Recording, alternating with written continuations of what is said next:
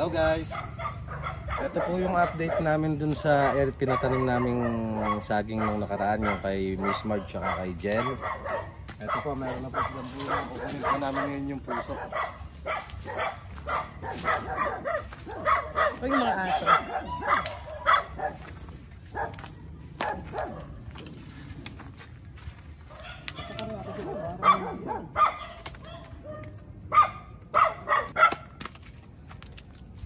Wow! Pang-ulam. Ilan ba meron? Akala ko, ito lang. Ay, hindi nga saba. Akala ko ito lang yung bunga. Ito, meron dito na dito. Saan? Magkatabi lang pala sila. Isa lang na picture ko na binigay ko kay ate. Yung pala magkatabi sila na meron.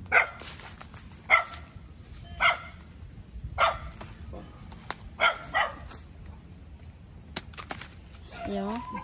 Dalawa lang? Baka meron pa. Ewan ko lang sa likod. Di ko pa nakikita. Ang taas na oh. Kuya, ganun ka nga. Tingnan mo kung gaano kataas. Taas na. Oo. Ang bilis lang, no? Kailan lang yun eh, no? Ang dami. Tsaka merong iba kasi hindi talaga masyadong lumaki kasi dahil sa silong yung ano. May mga maliliit. Maganda siguro sanghan yung mga puno na nagsisilong para tumulong sila. Ang next project natin dyan, tanggalin yung ibang maliliit na anak ng saging para ililipat naman natin doon sa iba. Iyan naman ang gagawin nating pananim doon sa iba. Ay, ang dami na pala. Magtitira lang tayo ng mga 2 piraso dyan. Kagaya nitong 2 malaki, ititira natin to. Ito. Kasi kapag kailangan ng anihin yung saging na yan, pagka pinutol natin, puputulin kasi yan, papatay na yan. Para meron na naman 2 sisibol. Paano puputulin pag kumuha ka ng bunga? Oo, putol na yan. Ay, ganun ba yun? Hindi na kasi, hindi, mamamatay na rin yun. Ganun pala yun. Kaya dapat may ano lang, no? Nakaabang lang. Pero ang dami, parang apatan siya, oh. Alin? Yung nasa ganun. Oo, ang ititira dyan, dapat ito, tsaka ito. Yung malalaki. Kunin na yung 2 maliit. Para hindi sila magagawa na. Anong saging to? Hindi ko nga alam eh. Sabi ko parang hindi naman saba. Pero sabi kasi nung kinuha na natin, saba yan. Kaya, makikita natin pag lumaki. Pag lumaki-laki pa, no? At saka ang konti nga nung piling niya eh. Tingnan mo, ilang piling lang yan. O, 1, 2, 3, 4, 5 lang. Sa kabila, ganun din halos. Ano kayang saging yan? Malalaman natin pagka...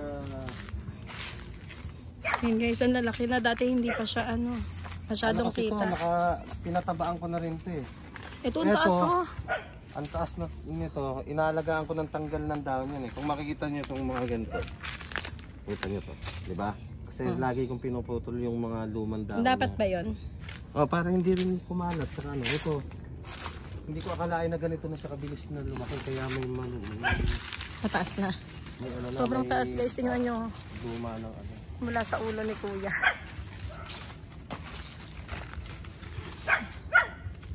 Yan, ginaganyanan mo. Oo, ginaganyan lang ko talaga ito. Good luck na lang sa puti nating damit. Siyempre, mancha pa naman to. Nagputi ka pa.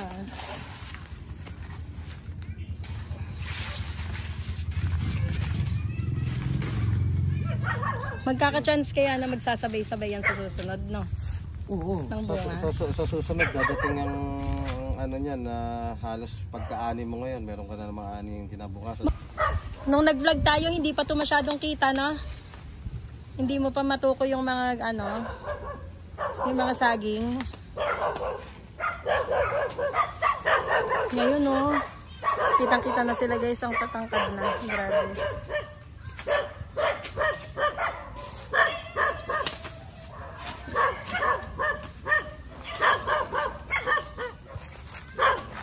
Ang dami nga lang aso.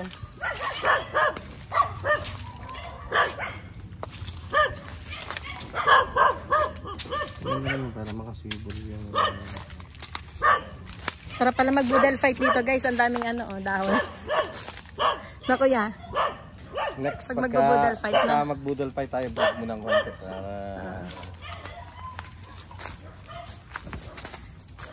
Dami na. Tsaka lahat mas matataas na sa'yo halos. Ano yung sinasabi mo? Itong maliliit, ito yung mga hindi naaarawan masyado? Oo, yun yung mga hindi Ayun to. Kasi di ba may puno ng mangga. Sabi nila kasi ganun. Pero palagay ko naman makaka-ano rin sila, makaka-survive din sila po. Pero kuya, maganda nga sigurong tabasan ng ano. Pinatabaan ko to guys, yung pinatabaan ko tong mga saging na to nung nakaraan. Kasi may nagsabi sa akin na maganda daw kung papatabaan ko siya. So, isang beses pa lang ako nagpapataba. Siguro next week. Gumanda, kaya lang parang medyo nabigla siya sa palagay ko. Parang medyo nabigla yung saging. Nakita nyo guys yung mga gabi na yun na medyo matataas na. Pinatabaan ko rin yan, naglakingan na rin sila.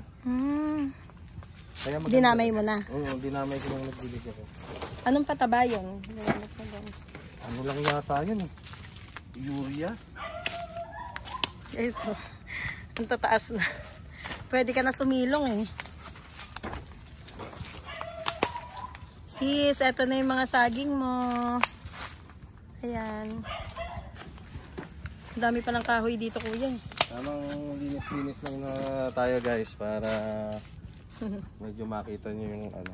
Pero eto pong kung mapapansin nyo yung pinag-aanohan ng saging, wala na siya halos damo. Hindi lang kami masipag maglinis ngayon kaya minsan maganda to, kakalaykay na lang kasi pina-sprayan ko po to ng ng pandamo kaya halos wala na siyang damo. Pina-sprayan ko to, natuyo na. Shoutout mo muna yung nag-spray. Shoutout po pala kay Jel Santillan sa Go to My Garden. Tsaka kay Marjorie Oates na nasa Australia. Tsaka po dun sa mga friends ko na Marjorie siya, ikaw naman. Hindi ko naman sila kilala pero friends ko sila. Pero ang tataas ng iba kuya yun oh. Hindi sa may kina-day-day. No?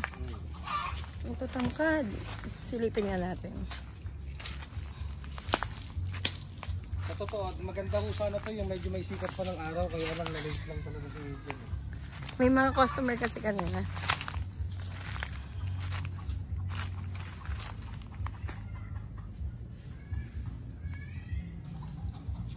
Grabe, hanggang doon pa yan kasi hindi na kami makakapunta kasi masyado ng malamok. Dito na lang tayo. Dito na lang ba tayo? Baka pudlutanin ka ng lamok doon. Pwede rin. So, yan po yung latest update namin ngayon dun sa mga tanim na pinatanim namin na saging. Ayun, ang ganda oh. Next vlog po namin, medyo samahan natin ng konting chibugan para... Ikaw magluluto ah. Ako talaga?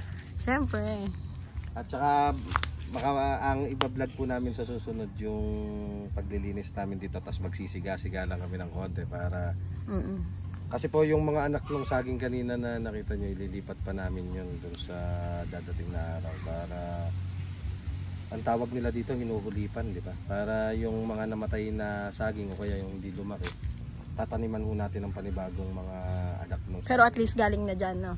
Hindi na tayo bibili. Hindi na tayo bibili, tsaka hindi na tayo manghihingi man dun sa may bang may-ari. Yung nandun, ano rin ba yan? Tatanim din ni ate yan? Oo, tanim din sa loob. Eto, kaya hindi ko po kasi nga sabi ko baka dumating yung time na gusto niyo maglagay kahit kubo-kubo. Pero parang nakikita ko parang maganda na nga maglagay. Next time pwede tayong gumawa ng kahit na kubo dito o kaya kahit dun sa Bukana. Para pag lang, pag magde-dinner, kahit ganun. At saka yung tayo ng mga saging, may gusto kayong itanim na iba. At least malinis na. Ito, tatanggalin na natin tong kawayan na to guys. Papatanggal ko na to kasi. Anong kawayan yan? Ano lang yan yung busitik. Dati talaga, hindi dapat lalaki yan.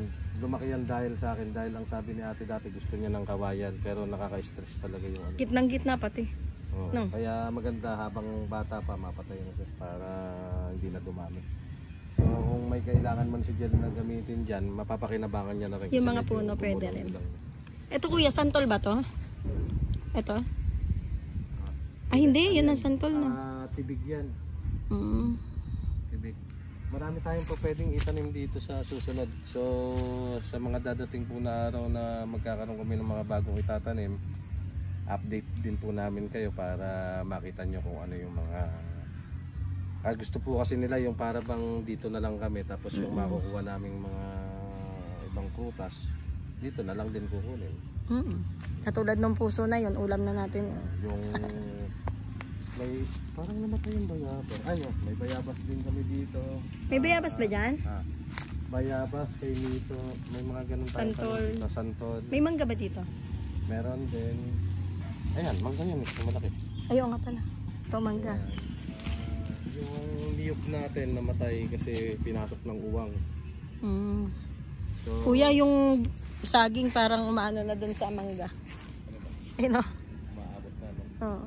Dapat nga, naputol ko na yan dati, di ba? Kaya lang nang makita ko kasing parang tumayo yung mangga. Nung naputol yung ibang sanga niya, hindi ko na pinaputol. Ang dami oh. Ang kagandahan lang din dito kuya, pag halimbawang may bagyo, hindi naman sila din ano, sapul na sapul. Dito kita mo yung ang papayat ng mga hindi na arawan. Oh, ito. Diba? Oo. Pero Ito pa oh. Tignan mo yung mga gabi, nagtabaan, naglakihan lahat nung ano. Nung Katabaan. Gabi. Kuya, ano sinasabi ko dyan, next time na ano tayo, sisigaan lang natin yung mga ilito na yun. Oh. May kalaykay naman dyan eh, kakalaykay natin para malinis na natin. Yung lupa na lang talaga makita natin. Alam mo, maganda pang tanim tong lupa dito. Pinakamaganda nito, pagka nalinis na natin na gano'n. Bala ko talaga maghalaman next time. Pagka, kasi meron na rin tayong guys na source ng tubig. Kaya lang yung source ng tubig natin hindi naman Habang may ilog lang. Habang may ilog lang. Yung ilog po kasi dito natutuyo siya. Ayun, ang dami pang ano doon, gabi. Pati yan, nilagyan mo. Dati na yan nandiyan, kaya lang yung iba pinalipat-lipat ko na napunta dito. Ay, sis, ito yung ano, kamoteng kahoy. Hindi tanim ni puti yan. Ay, hindi ba ito yan? Ako na naglagay yun. Pero parang payat. Oo, pero nandun yung mga tanim ni puti sa may kabila. Iba pa to, sa'yo itong tanim. Alam mo, kapag ka na ano to kuya, nahawan, baka makakaisip na nga ako saan ako maglalagay ng kubo. Maganda sa malinis yung talaga to, sayang mo eh. Ayaw niya pa kasi mag-ano eh. Kahit yung katulad lang sa garden na. Ito guys, pinaplano namin dito sa dati tong kulungan ng kambing. Ang pinaplano namin dito guys ngayon na ate, bibili kami ng manok na pwede naming alagaan diyan. Para ang gusto nga sana ni ate guys yung yung umiitlog. Para sabi niya hindi na kami bibili ng itlog pag Oo nga naman. Yun ang gusto niya mangyari dyan. So, konting ayos lang to kasi dati na siyang kulungan eh. Nakita ko magiging okay naman. Kaya-kaya mo yan. Wala nang may puso. Wala na. Yun Ayun lang guys, dalawa pero na. yun yung mga ano Ayun, saging. tingnan mo yun, ang tataas oh.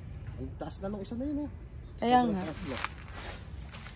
Mataba kasi yung kasi ito Dilim na kasi. matagal nang kumbaga hindi natataniman tong na to.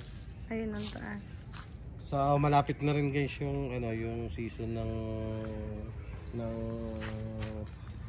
Star Apple o kay Mito na tinatawag. Dyan pa kayo nanungkit ni ate nun? Marami po dito sa amin yan. Ito po kasama din po sa amin. Tsaka dun sa harapan ng bahay ko. Pero yung next time yung nasa harapan ng bahay, obligado na po kaming ipaputol kasi magiging sagabal po sa kuryente. At baka maging dahilan pa ng mga sunog o kung ano man. Kaya kailangan namin tanggalin.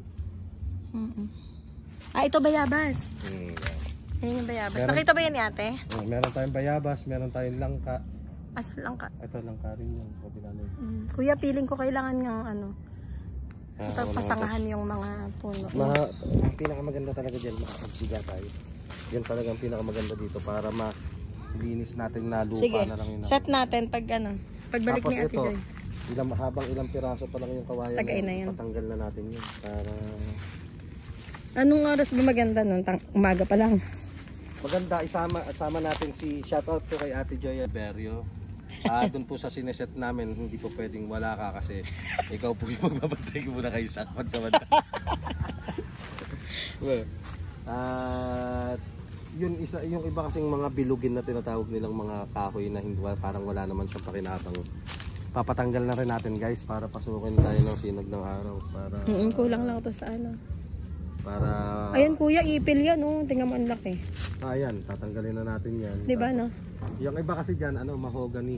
Yung iba naman yung mga hindi naman nila. Di ba mahogany maganda yun? Hindi. Eto mahogany to so hindi natin papatanggal diyan saka yung isa na yan. Malalaman pag Yung mga hindi lang kailangan. Kaya ako lang naman pinalaki guys yung mga tumubong kahoy dito. Dati wala talaga siyang mga bilogin na kahoy dito guys eh. Kasi hindi pa namin na-vlog dati na yung dito yung may malaking puno ng mangga. May pinakamalaking puno ng mangga. Dito ba yun, kuya? Pinaputol ko. Ako po ang nagpaputol noon, guys, kasi dahil nga sa laki niya, wala nang tumutubong ibang halaman, hindi mo na rin pwedeng taniman dahil sa kapal niya. So hindi naman kami nang hinayang at hindi naman kami na doon sa pagpapaputol namin sa kanya, dahil nagamit ko, guys, yun sa bahay ko na tinitiran ko ngayon, yung mga kahoy. Sabi nila hindi daw pwedeng gamitin dahil maraming maasim o pang mga nila, pero nakita ko naman okay naman siya. At least napakinabangan din namin. Hanggang dito na lang, guys, kasi medyo dumadami na yung kalaban naming lamok dito sa pwesto namin. Next time update namin kayo. Thank you, bye.